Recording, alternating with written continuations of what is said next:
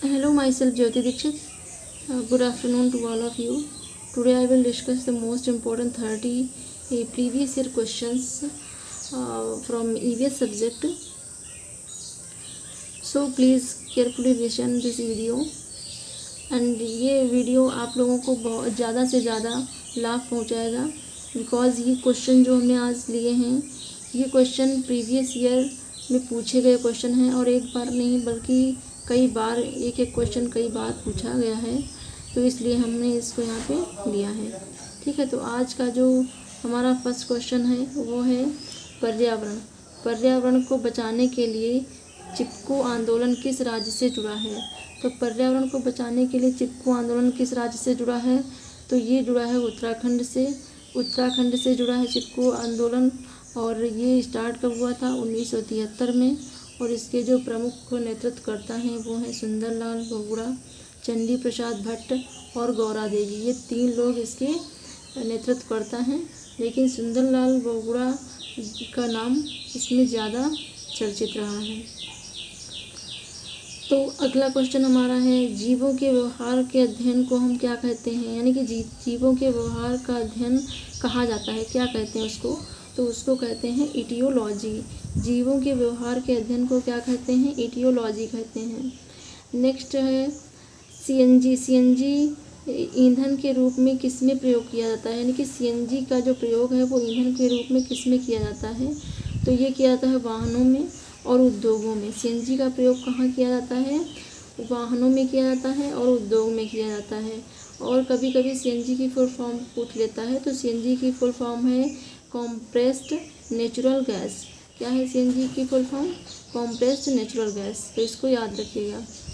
फिर next question है fourth question, पृथ्वी पर पहुंचने से पहले ओजोन परत किन किरणों को अवशोषित करती है? तो पृथ्वी पर पहुंचने से पहले ओजोन परत किन किरणों को अवशोषित करती है? तो वो पराबैंगनी किरणों को अवशोषित कर लेती है। और ओजोन संरक्षण दिवस कब मनाया जाता है? तो ये मनाया जाता है 16 सितंबर को। तो ये भी याद रखिएगा कि कभी कभी इसकी ओजोन डे की डेट पूछ लेता है, तो ये 16 सितंबर को मनाया जाता है, ozone layer protection day. Next question है हमारा, किस गैस के कारण भोपाल में गैस त्रासदी हुई? तो किस गैस के कारण भोपाल में गैस त्रासदी हुई? तो ये हुई है मेथिल आइसोसाइनेट की वजह से। और ये कब हुई? एग्ज़ाम में ये भी पूछ लेता है, इसका ईयर क्या है? ईयर बताइए। तो ईयर है 1984। यानी कि भोपाल गैस त्रासदी जो हुई थी वो 1984 में हुई थी। और किस गैस के कारण हुई थी? तो वो मेथिल आइसोसाइनेट के कारण हुई थी। ठीक है। गिर वन्यजीव अभयारण्य किस वन्य जीव का संरक्षण करता है? यानी कि जो गिर वन्यजीव अभयारण्य है, तो पहली चीज़ ये है कहाँ? तो ये गुजरात में है। और ये किस वन्य जीव का संरक्षण करता है? तो ये करता है शेर का, एशियाटिक लायन का। तो यहाँ पे ये जो है गिर वन्य जीव अभयारण्य किस वन्य जीव का संरक्षण करता है? तो ये करता है लायन का। ठीक है, ये गुजरात में ये वन्यजीव अभयारण्य है। ध्वनि प्रदूषण का मापन किस इकाई से किया जाता है? तो ध्वनि प्रदूषण का मापन जो है ये डेसिबल से किया जाता है।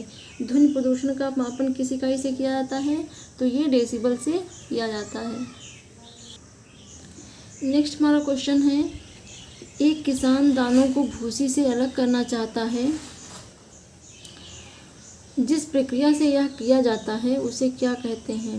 यानी कि एक किसान जो दानों को भूसी से अलग करना चाहता है, जिस प्रक्रिया से यह किया जाता है उसे क्या कहते हैं? उस प्रक्रिया को क्या कहते हैं? उस प्रोसेस को क्या कहते हैं?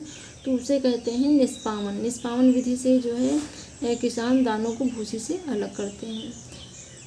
नेक्स्ट है, रक्त की जांच से किसकी उपस्थिति से मलेरिया की पहचान होती है? यानी कि रक्त में की जांच से उपस्थिति से मलेरिया की पहचान होती है, तो वो होती है आरबीसी में मलेरिया परजीवी।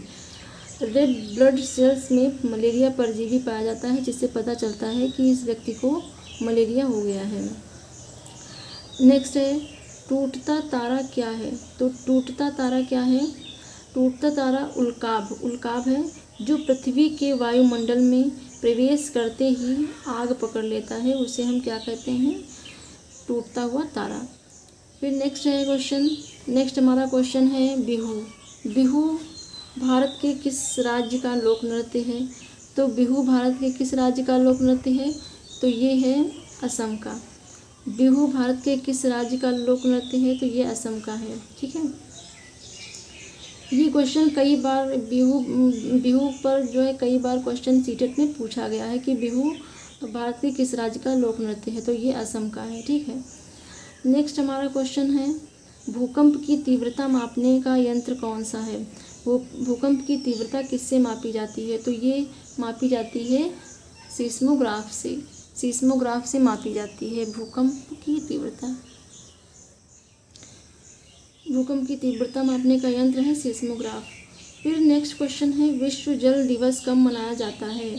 तो विश्व जल दिवस जो हमारा है ये मनाया जाता है 22 मार्च को। 22 मार्च को विश्व जल दिवस मनाया जाता है। तो इसको याद रखिएगा, ये भी क्वेश्चन पूछा हुआ है सीटेट में। जितने क्वेश्चन आज हमने लिए हैं ये सारे के सारे प्रीवियस ईयर के क्वेश्चन हैं और ये कई बार क्वेश्चन आए हुए हैं, इसलिए हमने इनको यहाँ पे लिया है डिस्कशन के लिए। नेक्स्ट क्वेश्चन है हमारा 14 ग्रीनविच माध्य तथा भारतीय प्रमाण समय में कितना अंतर है? तो ग्रीनविच माध्य जो है और भारतीय प्रमाण समय में कितना अंतर है? तो ये है 5 घंटे 30 मिनट, यानी कि 5 hours 30 minutes का अंतर है ग्रीनविच माध्य से और भारतीय समय में 5.5 घंटे का अंतर है। फिर है झूम खेती कहाँ होती है? तो झूम खेती कहाँ होती है? तो ये होती है मेघालय में। झूम खेती के बारे में एनसीईआरटी में दिया हुआ है और इसको थोड़ा सा डिटेल में पढ़ लीजिएगा झूम खेती के बारे में, क्योंकि यहाँ से क्वेश्चन स्टेटमेंट बेस्ड आते हैं। तो झूम खेती जो है ये पूर्वी राज्यों में होती है, लेकिन एनसीईआरटी में मेघालय दिया हुआ है। बट अगर ऑप्शन में मेघालय नहीं है, मिज़ोरम है, तो वहाँ पे आप ये लगा सकते हैं। ठीक है,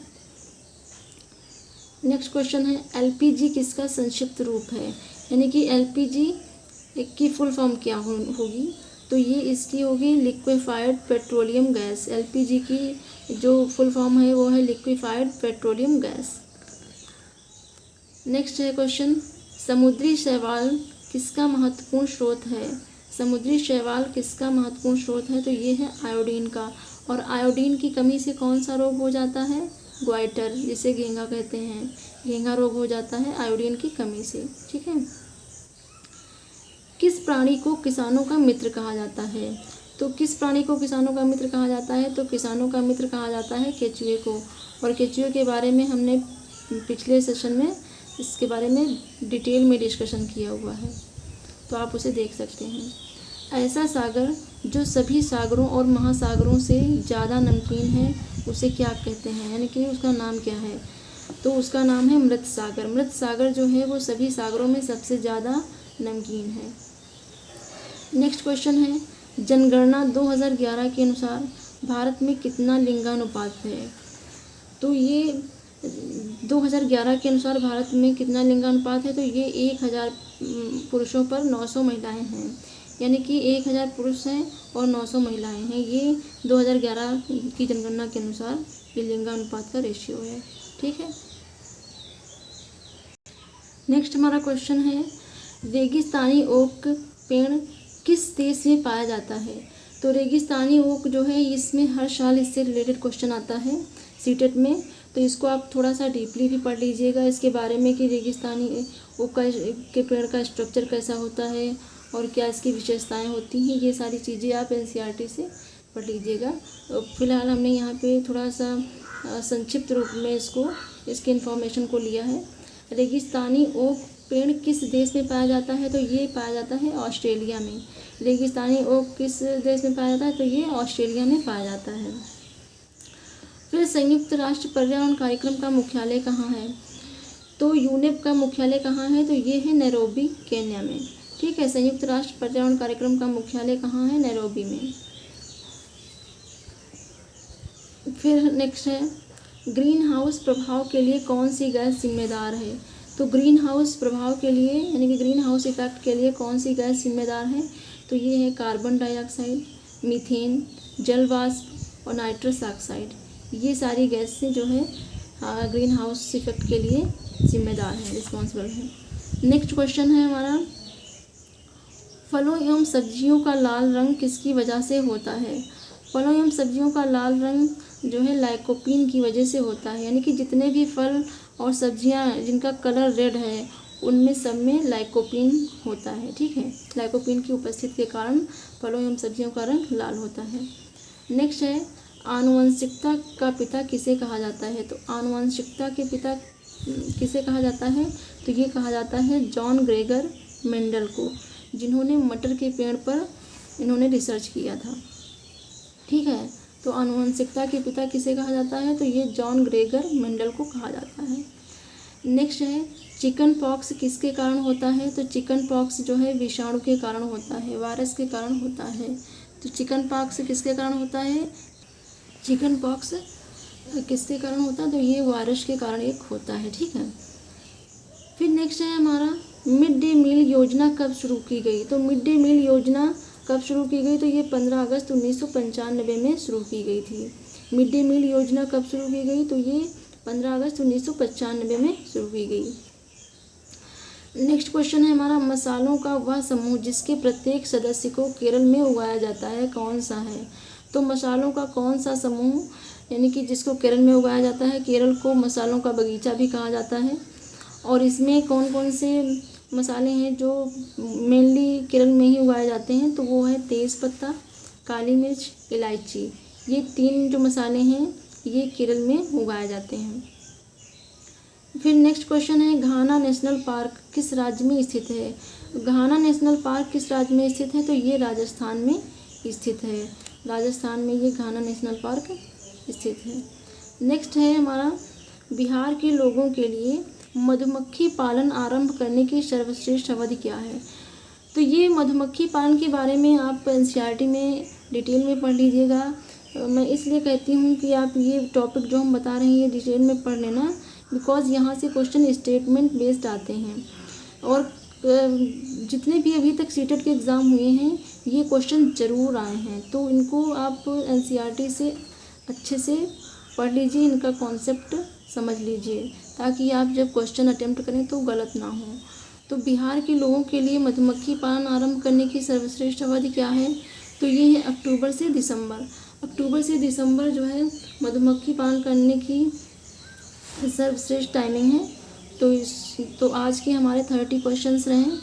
और if you like this video please like, share and subscribe. Thank you for watching this video.